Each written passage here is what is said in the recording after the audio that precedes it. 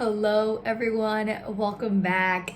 This is a very long overdue 75 hard review, results, anything you need to know about video. So if you're new to my channel, my name is Camila. I recently, actually 2 weeks ago, finished the 75-day hard challenge, and I said I was gonna do a video like this and I haven't gotten around to doing it, so I thought I should just do it today. I started the 75 hard on July 13th. It was a decision very out of the blue. I saw a TikTok by a girl named Riley Jade, and I think it was a Saturday, and I texted a couple of my friends and I was like, I think I want to do this. So I decided that on that Monday I was going to start. I didn't really have any idea what it was gonna be like. I just thought that at that moment I was really looking for something to concentrate in and a challenge to take up so I can have a little bit more of a schedule and challenge myself and all that fun stuff. So if you don't know what the 75-day hard is, I'm gonna give you all the rules. It's basically a challenge. 75 days is a mental toughness challenge, and there's five or six simple rules depending on how you view it. So first things first, you have to drink a gallon of water every single day. You have to stick to a specific diet. I did intermittent fasting, so I was doing 16 hours of fasting and 8 hours of a window for eating. So I started at 11 a.m. and I finished eating at 7 p.m. every day, non-stop, no excuses. When it came to food, you also couldn't have any chocolate or any cheat meals or anything like that. If you were doing gluten-free, obviously you couldn't have any gluten. If you were doing plant-based, you couldn't have, depending on your diet, that was really just one of the rules. Also, you couldn't have alcohol for those 75 days. Definitely one that was a little tough one for me for sure. Third rule, you had to take a progress picture every single day. Fourth rule, you had to read at least 10 pages of a motivational self-help business type book. And lastly, you had to work out twice a day for 45 minutes, both of those workouts, and one of them had to be outside. So you could have done both outside, that was fine, but at least one of them had to be outside. So those are the rules. I'm gonna put here the checklist that I used every single day so I could keep track of all my stuff. I think the checklist was something that really helped me because I could see it really clearly. Sometimes halfway through the day, I would check off some of the things that are already done, and then at the end of the day, I would check off the rest. So that's basically what the 75 hard is. If you're looking for a little bit more information, you should definitely check out the website for 75 Hard by Andy Frisella. It's Andy, Frisella. He also has a podcast where he talks about it. He really emphasizes the fact that this is not a weight loss challenge. This is not something physical. This is all about the mental aspect of doing something consistent for so long and having no breaks. One of the biggest things about the challenge is that if you miss any of those 5 rules, you have to start over from day 1. So if you're on day 47 and you forgot to take your progress picture, you're starting over from day 1. So I think that was a big thing about this challenge that made it so tough, but at the same time, something very attractive to me because I've been trying to work on my consistency for the last few years, because it's like the only thing that I've seen that as consistent as I am is how I see more results. So I think the challenge came at a perfect time. I definitely think that this challenge is not for everyone. I wouldn't suggest this for someone that is not really already into a journey or someone that doesn't really have that much focus when it comes to working out, because working out once a day for 7 days a week is already hard enough.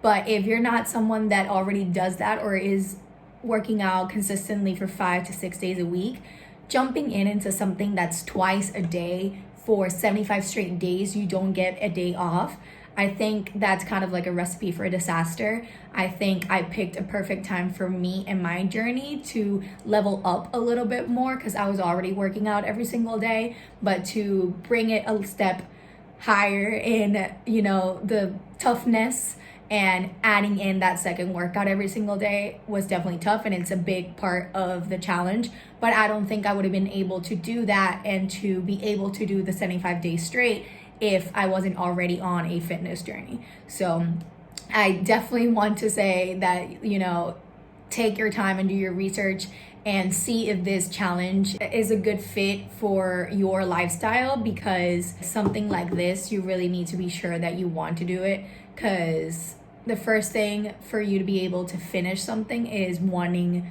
to do it. If you're like me and you're the type of person that usually when I start something, I finish it, I would highly recommend something like this, but it is not a challenge for everyone. I would say that.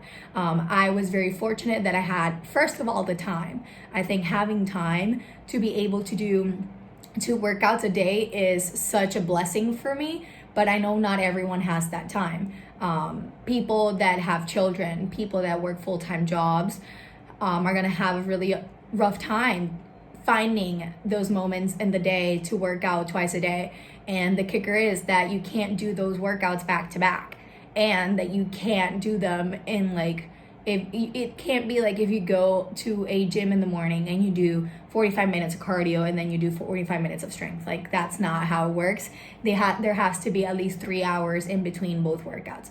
So there's definitely things that you need to figure out before jumping into this challenge. But at the same time, I only encourage you to do it if you're going to do it full on and with no excuses. I see a lot of people, I joined a Facebook group for the challenge, and I saw a lot of people always asking, like, does this count as a workout? Stuff like that, like small little things. It's like, if you're gonna do it, you have to do it right. If you listen to the podcast, you'll hear really clearly how Andy Frischella explains it. Like, this is a no excuses, and sorry for my language, but a no bullshit challenge.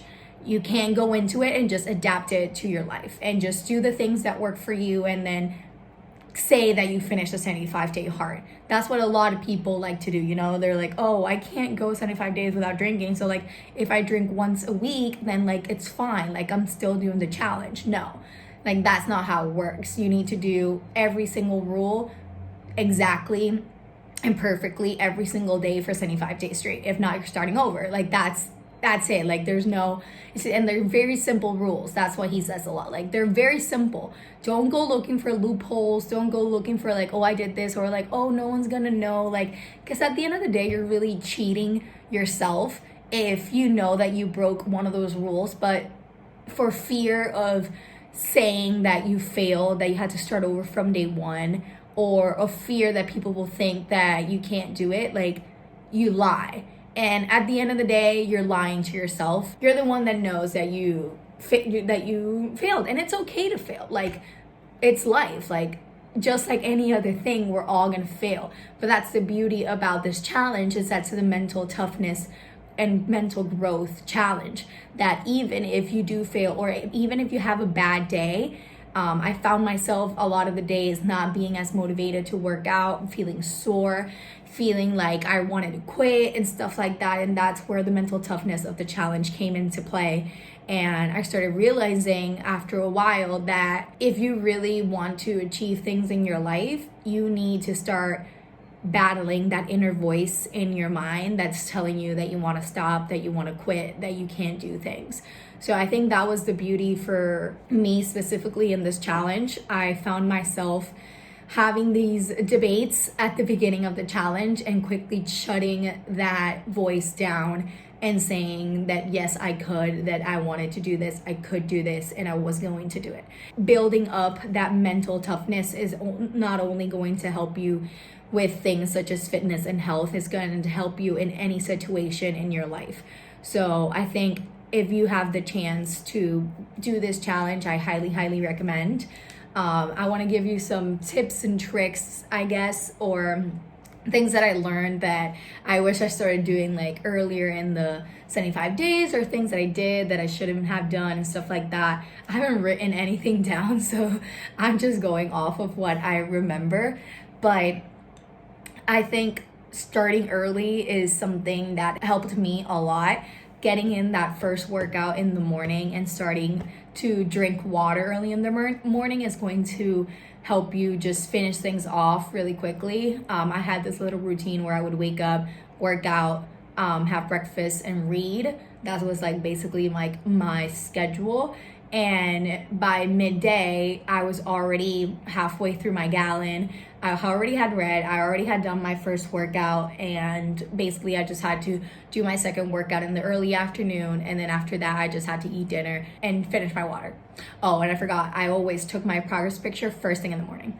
That was the first thing I did. It's a great thing, obviously, that we see results physically, because I feel like when it comes to mental toughness situations, it's really hard to measure your growth and how far you've come in your progress. So I think, like Andy says in the podcast, having that physical progress and that physical change in our bodies, because obviously sticking to a diet, drinking water, working out twice a day, obviously our bodies are going to change, and taking that progress picture I think really helped on those days where you're going to find yourself having that mental battle with yourself. I found myself looking back to the pictures and comparing that first picture with the most recent picture, and the motivation just came like that complemented my mental growth.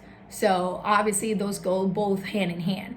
You can't just go into a challenge like this and expect it to be all physical changes, because that's not gonna be enough to motivate you. So starting early, I don't know how I got there, but like starting early is definitely the best way to go. Another tip definitely is when you know that you're going to places, or you are spending a weekend somewhere, or you're gonna go eat with people, or you just have things to do, like plan ahead. Like bring your water bottle, bring your tennis shoes and your workout clothes, like bring your weights. I brought my weights to the beach apartment that I went every weekend with me so I could be able to work out. Like plan ahead when you're gonna have those workouts. Don't leave it to the last moment to be like, oh my God, I need to go on a walk. Like I have to do 45 minutes of a walk so I can do my second workout. Like, no, let those people that you're gonna be spending time with know that you're doing this. First of all, because if they're friends of you, they're gonna support you and they're gonna be helping you to achieve this. My dad used to go on walks with me on the beach all the time. I was really lucky that my family was really on board with this. It wasn't the most convenient thing at times with them, because if we were traveling back and forth from our house to the beach apartment, we had to do it at certain times, because I had to be able to work out and eat before 7, and my mom had to cook at certain times and certain things and stuff like that. So it was definitely a struggle in some bits, but it's not a tough challenge if you don't struggle. So I learned to see those struggles as good things. That's another thing that I think I learned from this challenge, using those moments in the challenge where I wasn't feeling my best and I wasn't performing my best and I wasn't mentally there, as not a negative thing but as a positive thing, because if it all was going perfect, like I was doing something wrong. Like in life, we need to struggle and fail to be able to get up and learn and have lessons in our lives to keep us moving forward. So anytime that I had a bad workout, which was a lot, I definitely had so many days that I was just not in it in the workout, and I felt like absolute and it wasn't my best workout, but I did it and I found the beauty in it. And I think during those 75 days, I definitely learned that it doesn't matter if it's good or bad workout. The fact that I showed up for myself was good enough to have a step forward in my progress. So when it comes to sharing your journey with the world and on your Instagram, on your Facebook, like I did on YouTube, like with vlogs and all that kind of stuff, you're definitely gonna see a lot of people supporting you. And at the same time, you're gonna see a lot of people that don't really like what you're doing or think that you are greedy and you're self-centered and stuff like that. I definitely had a lot of people unfollow me during those 2.5 months that I was posting my videos and posting about the 75-day hard and stuff like that. And truly, I felt like I was doing so well and I was so happy with the things that I was doing. I had zero care for what was happening on my social media. I felt so good when I could post things on my Instagram, and I think that's a lesson that I've learned Growing up in this whole social media world, we do feel like we have to validate ourselves by how many people follow us, how many likes we have, how many people comment on our stuff. Like, we feel like insecure about posting things. We need to edit, like, what's the caption, blah blah blah. And I found myself just posting things that I wanted to post because I just wanted to post them. And it felt free. I felt free to be able to do that. I don't know why I was doing that, but I think it was just the fact that I was doing something for myself and I was working towards something that I really wanted. And it's just such a ripple effect when you're doing so many little things that are building up your mental health and your mental toughness, that it just affects everything in your life. And it felt really good. It felt really good to do this for myself and to share it with the people that were supporting me. So whatever that is that you are too scared to do because you think other people are going to think that you're weird, that you're self-centered, that you don't care about other people, that you're just doing it for the pauta, I don't even know how to say that in English, for, you know, like the fame. It's not even fame, it's just like people really like to judge other people, you know, and you can't be scared of putting yourself out there just because you think people are gonna judge you. Yeah, I think that's the lesson that I'm trying to bring out of this. Basically just a battle with yourself. Like, that's the beauty of it. Like, you're battling yourself. You're challenging yourself every single day to continue and to be consistent with things that are, at the end of the day, are going to better your life. So I think you should totally do it. I read a total, I think, of 4 to 5 books during the challenge, and I loved almost all of them. Definitely my favorite, Atomic Habits. You should definitely read that book. If you guys remembered, I had a calendar here of Post-its that I had every single day of the challenge. I started it in like day 22 or 23, and it went all the way down to day 75. And it was something physical for me, a little bit of like a prized little moment at the end of the day for me to take out that Post-it every single day. And, you know, if you're looking for something to push you, where you're gonna come out of it stronger, mentally, physically, emotionally, you're gonna come out of it feeling amazing. And yeah, I'm really happy that I did it. I am going to post now here my day 1 picture with my day 75. I don't know if you guys can tell the difference. I certainly can. I saw myself progressing so much when it came to exercises. I can do push-ups now, which is great. I don't get as fatigued when it comes to doing exercises for longer. I was able to progress and go up on weights. Like, overall, it was great for fitness, obviously, but it was so much more for the mental, because it came to a point when I was halfway through a workout and I was like, oh, I'm so tired, and my mental toughness kicked in. I was like, girl, you got this, keep doing it, you got this, so just don't stop. And I would have stopped, and it was, you know, it was so amazing to see how throughout the 2 months and a half, that little voice of me kept getting stronger and stronger and stronger and stronger. I didn't mention this, but I did Sydney Cummings videos. Absolutely adore her. You need to start. She needs to be your trainer. So Sydney Cummings, gonna put her page here, a couple of her videos. She is amazing. I did her every single morning, and then in the afternoons I would do yoga, I would do the bike, I would stretch, or I would walk. So that was basically my workouts. And I started at 1:30 and I finished at 1:22. So I lost 8 pounds, roughly 7 to 8 pounds. And I didn't measure myself afterwards. I will put my measurements here. I don't remember what my measurements were at the beginning, but I'll measure myself after this video and I'll put my measurements here.